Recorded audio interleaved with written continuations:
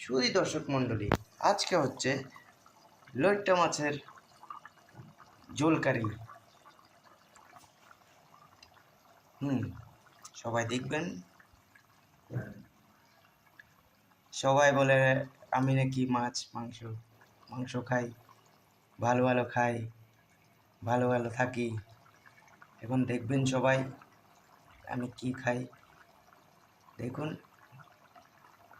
এটা হচ্ছে লইট্টা ফিশ।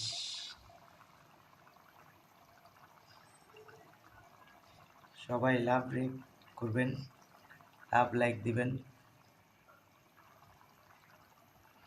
আমি আগে রান্না করতে পারতাম না, বর্তমানে রান্না করতে করতে এখন সব পারি।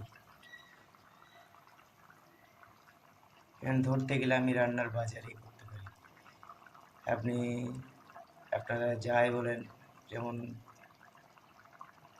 ভাত, তারপরে সবজির তরকারি, তারপরে খাসি ভুনা, তারপরে আপনার মুরগির ভুনা,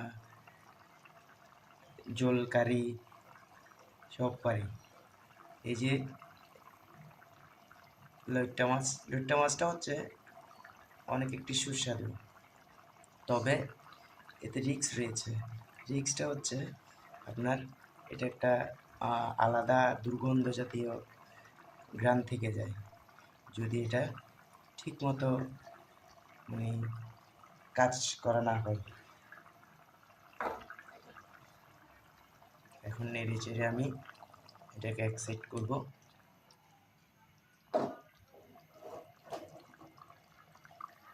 এক সাইড করার পরে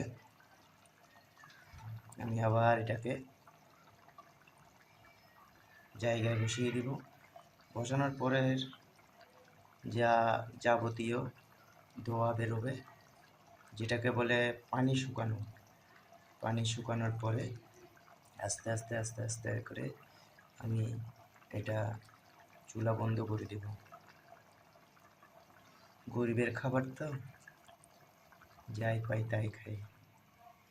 এখানে হচ্ছে মূল উপাদান হচ্ছে আপনার আদা, তারপরে কাঁচা লঙ্কা, ধনেপাতা, তারপরে মিষ্টি জিরা, জিরা থাকে, মিক্স মশলা থাকে, তারপরে নুন থাকে। বিভিন্ন আইটেমের দিয়ে এই জিনিসটা তৈরি করতে হয়। যদি একটু ঝাল না হয় তাহলে এই জিনিসটা কিন্তু অনেক দুর্গন্ধ থেকে যায়। তাই